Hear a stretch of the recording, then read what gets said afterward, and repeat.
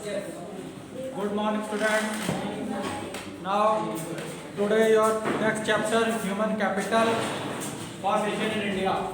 Chapter 8 in development. Human capital means क्या है? और इसमें एक वर्ड आ रहा है आपका capital formation. Capital formation means addition in the stock.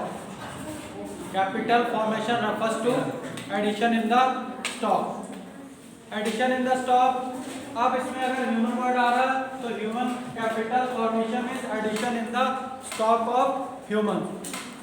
And human capital को हम रेफर किस लिए करते हैं? Skills and expertise. जो स्किल्ड लोग होंगे, एक्सपर्टाइज होंगे, वो किस में आ जाएंगे? ह्यूमन कैपिटल में. Human capital of a nation at a point of time. It is the sum total of skill and expertise of engineers, doctors, professors, workers of all type. इसमें जो जितने में हमारे ह्यूमन कैपिटल है, human capital किसको आता है? आपका कि स्किल्ड एंड एक्सपर्टाइज जितने भी लोग हैं वो इसमें आ जाएंगे. इसमें एक सीए मान लीजिए, डॉक्टर मान लीजिए, लॉयर मान लीजिए, ये सारे के सारे लोग जो है वो कौन होंगे? Human capital. और ह्यूमन कैपिटल फॉर्मेशन का मीनिंग क्या हो गया? स्टॉक. कि कितना स्टॉक है इन लोगों का, ठीक है, वो सारा किस में आ जाएगा? Human capital formation. अब इसमें डिटर्मिनेशन है कि या सोर्सेज है कि ह्यूमन कैपिटल फॉर्मेशन कैसे डेवलप होगा या कैसे क्रिएट होगा या कैसे एडिशन होगा. अब इसके सोर्सेज क्या क्या है? सबसे पहले है expenditure on education. Expenditure on education means जितना हम एजुकेशन पे ज़्यादा खर्च कर रहे हैं उतना ही स्किल्ड एंड एक्सपर्टाइज जो है लोग जो है वो ज़्यादा बढ़ेंगे. क्योंकि एजुकेशन जो है फॉरमोस्ट थिंग है किसी भी आपका नेशन को डेवलप करने के लिए, किसी की स्किल्स को डेवलप करने के लिए, किसी की पर्सनैलिटी को डेवलप करने के लिए जो मेन रोल प्ले करता है वो कौन है? एजुकेशन. तो एजुकेशन पे जितना एक्सपेंडिचर ज़्यादा होगा उतना ही हमारा स्टॉक जो है स्किल्ड एंड एक्सपर्टाइज का वो भी बढ़ेगा. क्योंकि एजुकेशन होगी, एजुकेशन से डॉक्टर्स, टीचर्स, सीएस, इस टाइप के लॉयर्स, जितने भी इंजीनियर्स, वो उसी हिसाब से एजुकेशन पहले लेके फिर आगे बढ़ेंगे, उसी के हिसाब से कोर्सेज को चूज करेंगे. जैसे क्वेश्चन है आपका इसमें दे रखा है, most of families decide to incur huge expenditure on education even when they have to raise loans. Loan ले लेके भी बच्चों को पढ़ाते हैं. क्यों पढ़ाते हैं? क्योंकि आप कोई बिजनेस करते हैं, कुछ भी करते हैं, तो जितना हम एजुकेशन पे पैसा ज़्यादा लगाते हैं या जितना हम किसी बिजनेस में पैसा जितना ज़्यादा इन्वेस्ट करते हैं उतना ही रिटर्न भी उतना ही ज़्यादा आता है. तो वही एजुकेशन का, जितना हम एजुकेशन में पैसा ज़्यादा इन्वेस्ट करेंगे उतना इसका रिटर्न भी ज़्यादा आएगा. और उसमें यह है कि एक बार हमने एजुकेशन में लगा दिया पैसा, उसके बाद पूरी लाइफ में वो पैसा वापस हमें मिलता रहेगा. फिर दूसरा एक्सपेंडिचर ऑन हेल्थ. जितना हेल्थ पे ज़्यादा खर्च करेंगे वो भी हमें रिटर्न मिलेगा. जैसे a sound mind in a sound body. जो एक साउंड माइंड है वो एक साउंड बॉडी में ही वर्क करता है. अगर हमारी बॉडी अच्छी है तभी हमारा माइंड भी वर्क प्रॉपरली करेगा, अदरवाइज प्रॉपरली वर्क नहीं करेगा. तो इस वजह से जो हेल्थ अगर अच्छी है तभी कोई भी काम अगर करना आपको, इवन पढ़ना भी हो, अगर आपकी हेल्थ अच्छी नहीं है तो आप पढ़ भी नहीं सकते हैं. काम तो दूर की बात है, अगर हेल्थ अच्छी है तभी काम करते, तभी अच्छा दिमाग काम करेगा. इस वजह से हेल्थ जो है इस पर भी जितना ज़्यादा खर्च करते हैं उसी हिसाब से कंट्रीब्यूशन जीडीपी में ये भी ज़्यादा प्रोवाइड करवाता है. ठीक है, अगर ज़्यादा अच्छी हेल्थ होगी तो उसी हिसाब से कंट्रीब्यूशन जीडीपी की ग्रोथ भी उसी हिसाब से बढ़ेगी. फिर on the job training. On the job training में क्या है कि जैसे जॉब चल रही है, जॉब के ऊपर भी ट्रेनिंग चल रही है, जॉब के साथ साथ ट्रेनिंग हो रही है. ठीक है, उससे भी क्या है कि जो हमारी स्किल्ड है, जो हमारी एबिलिटीज़ है उसको और शार्प करना, उसको और आगे एनहांस करना, वो भी एक इसका पार्ट है हमारा कैपिटल फॉर्मेशन का. नेक्स्ट है अपने study programs for adult. Study programs for adult जितने भी उनके लिए स्टडी प्रोग्राम्स चलाना. जैसे सेकेंडरी एंड यूनिवर्सिटी लेवल है, गवर्नमेंट एनजीओज चला रखे हैं, बहुत सारा है, जिससे कि ह्यूमन कैपिटल फॉर्मेशन जो है वो क्रिएट होगा. फिर है माइग्रेशन. माइग्रेशन भी कंट्रीब्यूट क्या करता है? Capital formation. अब इससे क्या है कि जितने भी माइग्रेट होते हैं इसमें कॉस्ट ऑफ ट्रांसपोर्टेशन आ जाता है, cost of living of difference. Migrate करने का मीनिंग क्या है, एक जगह से जगह दूसरी जगह पे जाके, जैसे जितने भी लोग हैं जॉब ढूंढते हैं, ठीक है, तो उसमें माइग्रेशन में भी क्या है, सोर्स है, उससे भी जो है स्किल्स जो है, एक्सपर्टाइज जो है वो डेवलप होंगे। एक्सपेंडिचर ऑन इंफॉर्मेशन पे, जैसे अब तो नेट चल रहा है, नेट के अकॉर्डिंग भी अगर उसमें भी हम रिचार्ज करेंगे तभी वो होगा। तो जितना हम इन पे भी एक्सपेंडिचर करेंगे इन्फॉर्मेशन पे, मान लो जर्नल्स हैं, इस टाइप के न्यूज़पेपर हैं, या हमें जितनी भी जानकारियाँ मिल रही हैं उस पर खर्च करने के हिसाब से, तो वहाँ से भी हमें कुछ उसके क्लूज मिलेंगे, उसी हिसाब से हमें जानकारी मिलेगी। Information relating to job market, क्या जॉब क्या वैकेंसीज हैं, educational institutions offering specialised skills. अब जितने भी एजुकेशनल इंस्टीट्यूट्स हैं वो किस हिसाब से आपको ऑफर कर रहे हैं, ठीक है, और ये सारे का सारा कितना प्रोडक्टिव पोटेंशियल, इसको सारे के सारे को लेके जो चलते हैं, तो वो एक्सपेंडिचर किस पे करना होता है, इंफॉर्मेशन पे, उसी के अकॉर्डिंग जो है डेवलपमेंट होगा। तो ये है कि पहले हमने क्या डिस्कस किया इसमें कि ह्यूमन कैपिटल क्या है। ह्यूमन कैपिटल में सारे लोग आ जाएंगे जितने भी स्किल्ड एंड एक्सपर्टाइज लोग हैं, उसके बाद किन किन सोर्सेज से ये डेवलप होगा। थर्ड वन है इसमें role of human capital formation, की रोल क्या है, या human capital formation and economic growth, कि इकोनॉमिक ग्रोथ में ह्यूमन कैपिटल का क्या रोल है, किस हिसाब से ये इसकी इम्पोर्टेंस है, तो कैसे कंट्रीब्यूशन करता है ग्रोथ एंड डेवलपमेंट में। तो change in emotional and material environment of growth, human capital formation क्या जनरेट करता है, change in emotional and material environment of growth. Emotional environment क्या है, growth as people tend to acquire growth oriented attitude and aspiration. Growth oriented means जिससे कि growth हो उस हिसाब से एटीट्यूड को डेवलप करना। और material environment becomes helpful growth as the society now poses higher number of skilled and trained workers. और मटेरियल से क्या है कि ज़्यादा से ज़्यादा लोग स्किल्ड एंड एक्सपर्टाइज जो है वो सोसाइटी में होने चाहिए। जितने ज़्यादा से ज़्यादा लोग सोसाइटी में स्किल्ड एंड एक्सपर्टाइज होंगे उस हिसाब से ग्रोथ भी ज़्यादा होगी और जीडीपी में कंट्रीब्यूशन भी ज़्यादा होगा।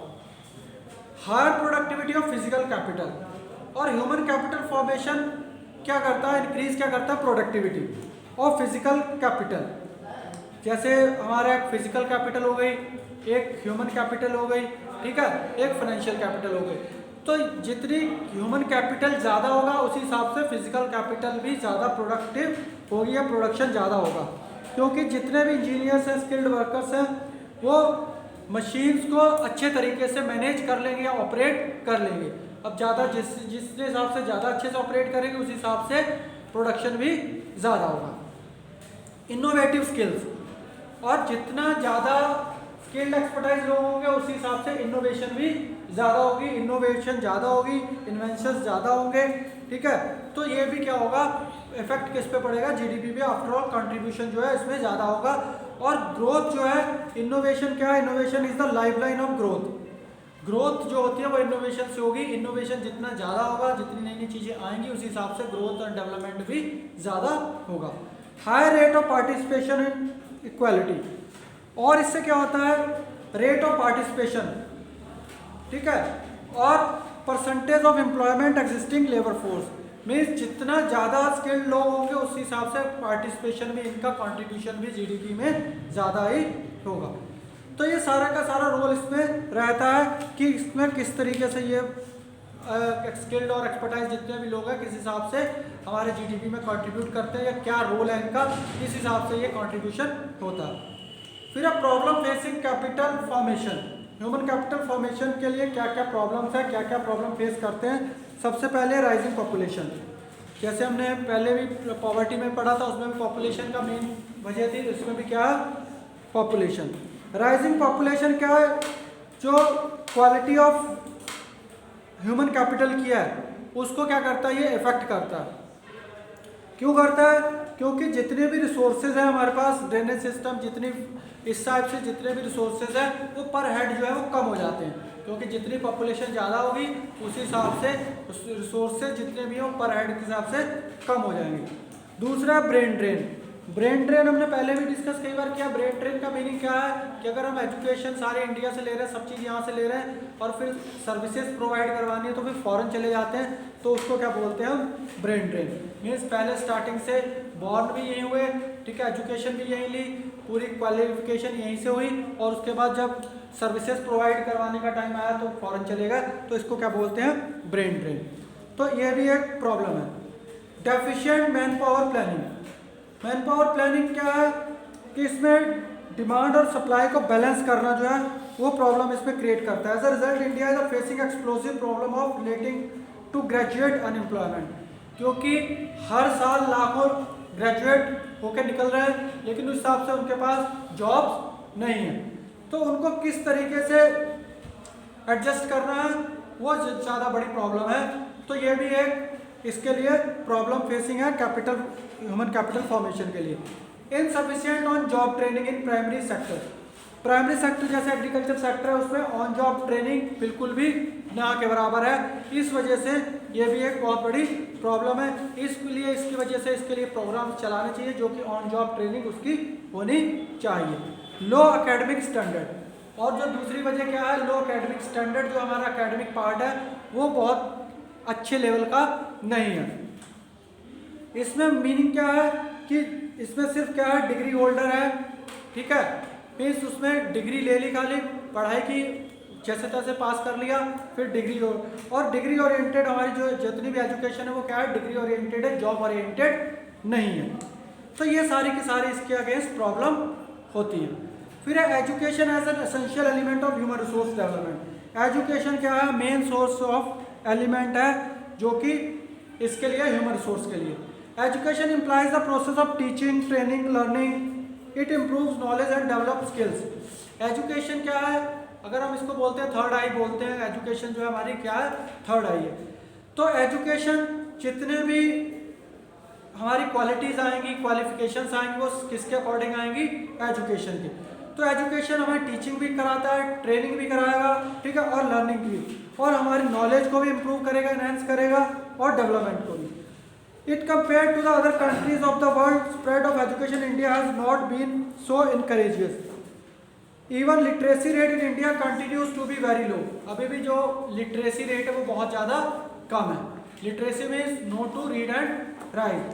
According to the census 2011, barely 74.04% population is literate against 90 to 95% literacy on developed countries.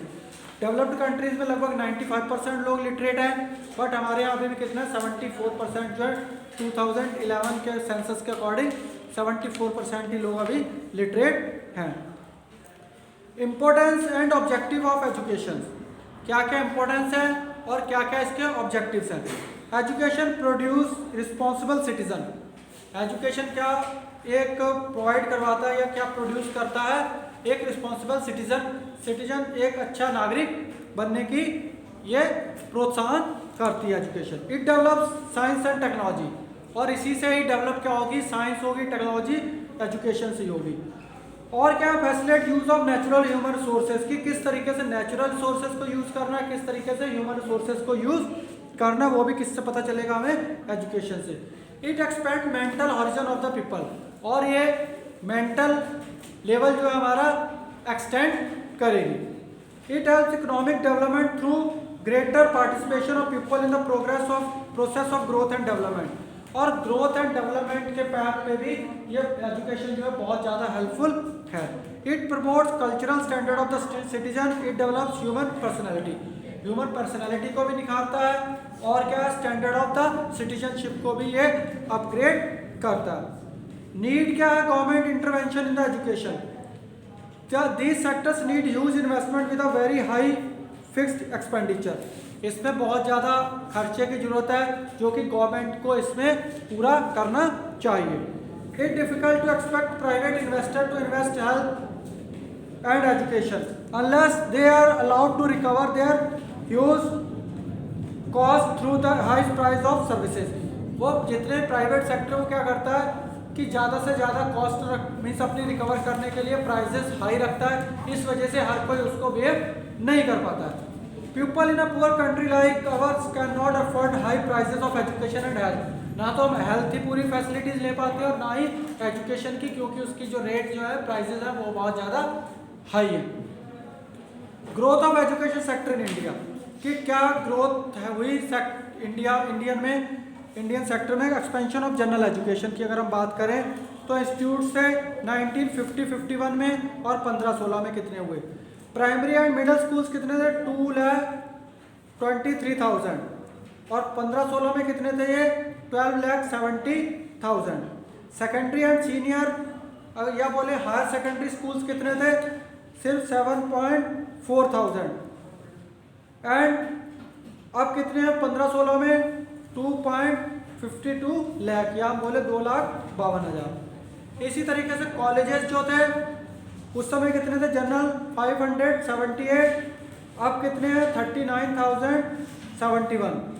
Universities deemed को मिला के उस समय 27 थी, 15-16 में कितनी है 799।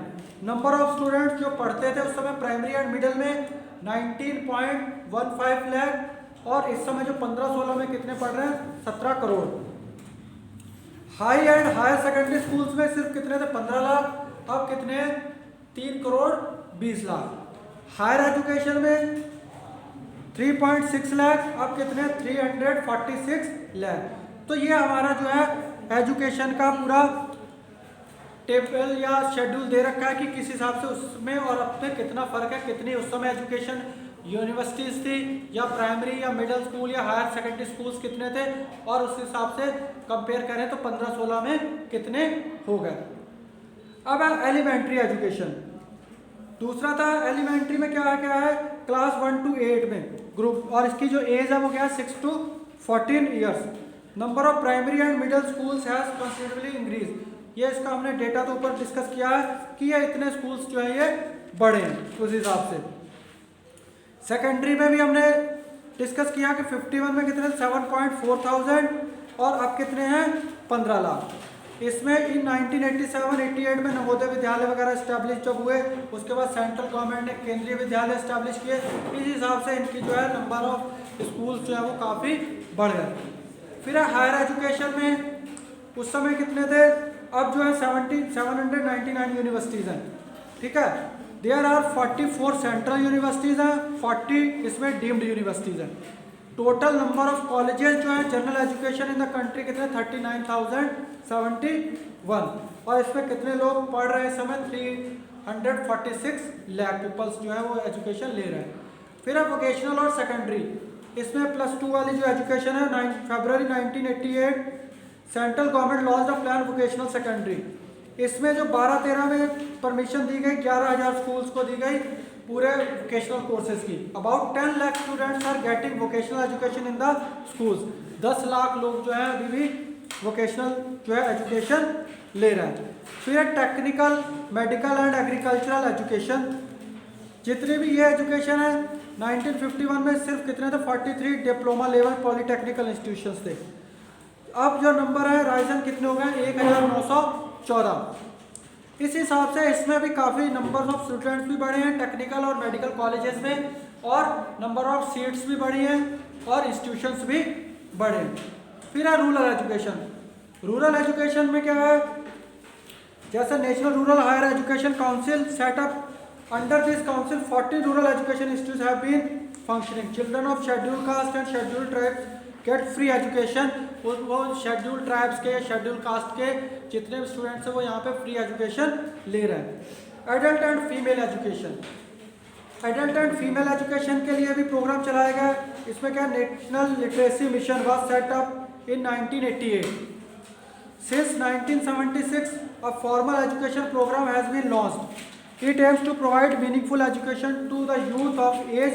किस एज के लिए था ये 15 से 25 साल के लिए, इसकी एज के लिए जितने भी लोग थे उनको एजुकेशन प्रोवाइड करवाई गई। फिर है टोटल लिटरेसी कैंपेन, जिसे साक्षर भारत बोलते हैं या सब पढ़े सब बड़े बोलते हैं, ठीक है, जिसको सेटअप किया गया। इसमें भी सब लोगों के लिए जो है टोटल लिटरेसी मीन्स एटलीस्ट पढ़ना और लिखना सबको ही आना चाहिए। तो ये लॉन्च किया गया जिससे कि सब लोग इसमें साक्षर भारत के अकॉर्डिंग सब लोग जो है वो इसमें पढ़ें। तो इसमें there are 11 crore literate in country between the age group 15 to 25। इसमें 11 करोड़ लोग जो है लिटरेट हुए। Education still a challenge proposition, अभी भी लेकिन क्या है कि एक एजुकेशन जो है वो चैलेंज बना हुआ है। अब है वजह क्या है, इसमें अभी भी जो है लार्ज नंबर ऑफ इलिटरेट्स, बहुत ज़्यादा लोग जो है अभी भी इलिटरेट है।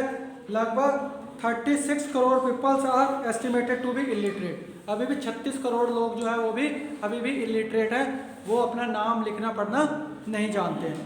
इनएडिक्वेट वोकेशनलाइजेशन, और वोकेशनलाइजेशन भी अभी फुल नहीं है, क्योंकि to be largely degree oriented throwing million of educated youth down to the corridors of employment exchanges. अभी भी बहुत ज़्यादा जो लोग हैं उनको खाली डिग्री दे दी जाती है और वो दर दर की ठोकरें खा रहे हैं, उनको अभी भी कोई भी जॉब की कोई भी सिक्योरिटी नहीं है। फिर है जेंडर बायस। जेंडर बायस में क्या, अभी भी जेंडर बायस है, मीन्स गर्ल्स के कंपैरिजन बॉयज़ को ज़्यादा प्रायोरिटी दी जाती है। तो ये भी अभी एक बहुत बड़ी प्रॉब्लम है, डिस्क्रिमिनेशन है। ठीक है। तो enrolment ratio is relatively low for females candidates, their drop out ratio is consecutively high. Drop out जो है गर्ल्स ज़्यादा करते हैं इन कंपैरिजन टू बॉयज़। तो एक ये भी अभी बहुत बड़ी प्रॉब्लम है इंडियन एजुकेशन सिस्टम में। लो रूरल एक्सेस लेवल, और रूरल एरिया जितने भी हैं उसमें भी अभी एजुकेशन के लिए डिसेबिलिटी है, वहाँ पे अभी फुल एजुकेशन के हिसाब से पूरा अभी भी इन्वायरमेंट नहीं है अगर हम कंपेयर करें तो अर्बन के अकॉर्डिंग। और प्राइवेटाइजेशन, जो बड़ी वजह है प्राइवेटाइजेशन में, सरकारी जितने भी स्कूल हैं वहाँ प्रॉपर एजुकेशन ना होने की वजह से प्राइवेट स्कूल्स में या प्राइवेट इंस्टीट्यूशंस में जाते हैं, तो प्राइवेट इंस्टीट्यूशंस की फीस ज़्यादा होने की वजह से सब लोग प्रॉपर एजुकेशन नहीं ले पाते हैं। तो यह भी एक बहुत बड़ी प्रॉब्लम है। जैसे इसमें tended to widen the gulf between access level of rich and the poor, तो इस वजह से जो इसकी खाई है वो और बढ़ती चली जा रही है। It almost drought of education opportunity for poor section of the society, तो इस वजह से जो पुअर सोसाइटी है उनके लिए एजुकेशन लेना इतना आसान काम नहीं है in comparison to rich peoples. Low government expenditure on education, और गवर्नमेंट का जीडीपी का बहुत कम हिस्सा जो है वो एजुकेशन पे खर्च हो रहा है। Expenditure has been around 4 to 5%। ठीक है। तो government fail to fulfil commitment जो गवर्नमेंट ने कर रखा है, वो कितना कर रखा है जीडीपी का 6% जो है एजुकेशन पे खर्च करेंगे, पर 6% एजुकेशन पे खर्च ना करके सिर्फ कितना हो रहा है जीडीपी का, ओनली 4 to 5%। तो ये सारा का सारा जो है ह्यूमन कैपिटल फॉर्मेशन का चैप्टर है। इसमें हमने डिस्कस किया कि ह्यूमन कैपिटल क्या है। ह्यूमन कैपिटल जितने स्किल्ड लोग होंगे, जितने एक्सपर्टाइज होंगे, वो कौन होंगे, ह्यूमन कैपिटल होगा। और ह्यूमन कैपिटल फॉर्मेशन का मीनिंग क्या है, stock of skilled and expertise people. उसमें स्किल्ड एंड एक्सपर्टाइज में कौन कौन आ जाते हैं, डॉक्टर्स, सीए, लॉयर, ये सारे जितने भी लोग हैं ये इसमें इंक्लूड हो जाएंगे। और इनका सोर्सेज क्या क्या है, सोर्सेज हमने पढ़ा। इसमें सोर्स क्या है, expenditure on education, expenditure on health, job training, study programme for adults, migrants, migration जितने भी करते हैं एक से दूसरी जगह, और खर्च जो करते हैं इंफॉर्मेशन पे, ये सारे इसके सोर्सेज हैं। यहाँ से ये निकल के जो है या डेवलपमेंट इनका होता है। इसका रोल क्या था एजुकेशन का, वो हमने डिस्कस किया। इसमें ह्यूमन कैपिटल का रोल क्या है कि पूरी सोसाइटी को या प्रोडक्टिविटी को ये सारे के सारे चेंज करते हैं। जितने ज़्यादा स्किल्ड एंड एक्सपर्टाइज लोग होंगे उतना ही हमारी जीडीपी भी अच्छी ग्रोथ करेगी, उतना प्रोडक्शन भी ज़्यादा होगा। तो उसके बाद हमने प्रॉब्लम क्या क्या, इसकी प्रॉब्लम जो थी कैपिटल फॉर्मेशन के अगेंस्ट क्या कि rising population, brain drain, deficient man power, on job training, low academic standard, ये सारे इसके हमने डिस्कस किया कि प्रॉब्लम्स जितनी भी फेसिंग होती हैं। और इसमें एजुकेशनल था कि किस किस टाइप में उस समय अगर हम कंपेयर कर रहे हैं 1951 के अकॉर्डिंग और 2015 के अकॉर्डिंग 15-16 में, कि एक बहुत बड़ा डिफरेंस है। बट जो मेन वजह अभी भी क्या बनी हुई है कि हमारे यहाँ जो एजुकेशन है वो सिर्फ क्या है, डिग्री ओरिएंटेड है, जॉब ओरिएंटेड नहीं है। बहुत सारे हर साल लोग जो है ग्रेजुएट होके अनएम्प्लॉयड ग्रेजुएट होकर निकल जाते हैं कॉलेजेस से, और उनको आगे कोई भी जॉब उस हिसाब से प्रॉपर नहीं मिल पाती है। तो ये सारा का सारा हमने डिस्कस किया। और इसमें बहुत बड़ी अभी नीड है गवर्नमेंट को इसमें जीडीपी का एक हिस्सा लगाने की एजुकेशन में। जैसे जो कमिटमेंट कर रखा है गवर्नमेंट ने, कितना कर रखा है 6% कि 6% जीडीपी का किस पे लगेगा, एजुकेशन सेक्टर पे। बट लग कितना रहा अभी भी 4 से 5%, और जो लग रहा है वो भी प्रॉपर तरीके से यूटिलाइज नहीं हो पा रहा है। और हमने इसमें क्या डिस्कस किया कि रिच और पुअर सेक्शन जितना भी है वो एजुकेशन प्रॉपर नहीं ले पा रहा है। क्यों? Due to the means lack of fund. उनके पास इतना फंड नहीं होता कि वो एजुकेशन एक ले सके, क्योंकि एजुकेशन और हेल्थ दोनों चीज़ें क्या इंडिया में इस समय बहुत महंगी है। ठीक है, तो ना तो एजुकेशन ही ले पा रहे हैं और ना ही हेल्थ को प्रॉपरली यूटिलाइज कर पा रहे हैं, और गवर्नमेंट इस पर पूरा फोकस नहीं कर पाती। तो ये हमने बेटा डिस्कस किया, आप इसको रिवाइज कर लें और इसके प्रॉपर नोट्स बना लें और इसको एक टेस्ट के लिए प्रिपेयर हो जाएं। Okay, thank you.